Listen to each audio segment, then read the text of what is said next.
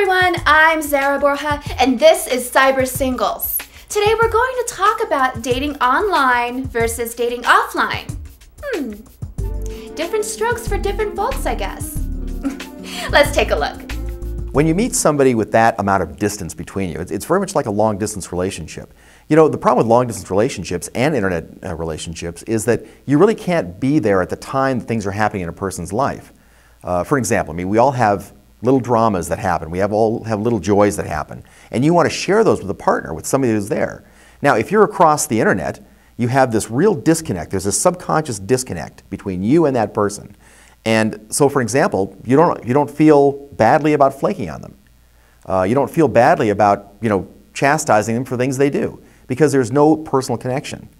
You can go through all kinds of interactions with women or men on the internet, only to find that they weren't the person that you thought they were in the first place. Here's a great example. Scientists believe that we take in information through our senses at the rate of over 60,000 impressions per second. Now, some put that as high as 2.5 million impressions per second. Bottom line, it's a flood of data, right? Now, we actually have a part of our brain that filters that out. It's called the reticular activating system, the RAS. And in fact, sitting there, you don't think about the sensation of your hair on your head, or the feeling of your clothes on your body, or the feeling of your body pushing down in the chair. Your brain filters that stuff out because it's not important. It's taking in the things that you need to be important right now, like listening to me and trying to think of your next clever question, right? So that also happens on the internet. But the problem is your brain doesn't stop doing those things. So you meet somebody and you begin talking to them, and they give you a calculated response because they have plenty of time to figure it out. When you and I are sitting here across the void here, I mean, I can look at your eyes, I can see the cock of your head, I can see all kinds of things that give me information about you, and vice versa. You can do that with a woman you meet, right? The internet, you can't do that. You get this crafted response that you then get to craft a response back. At the same time, your subconscious mind is filling in those gaps with what? Your dreams, goals, and desires. So you want that person to be the right person, whether they are or not. You can't tell whether they are because you're not getting the information you need. So when you meet them, you have already built this person up in your mind, and you're sure they're the right person because you can't possibly be wrong. God forbid, right?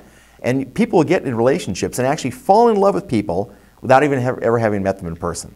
And they think they're really in love, and they do feel the sensations and all. It's the thing I call faux love. But in fact, it really is a type of thing that they feel and experience in reality, even though that person's not the person they fell in love with. Then they build a relationship, and because they didn't connect up front, all of a sudden now, as they get down to the road realizing this was not the person they met, they blame the person. They don't take responsibility for themselves. It's a real challenge. So with guys that are using the internet to meet women, if that's what they're doing, and again, I recommend they don't, but if they do, because I can't stop them, Lord knows I've tried, I recommend they've got to get to that personal meeting as soon as possible.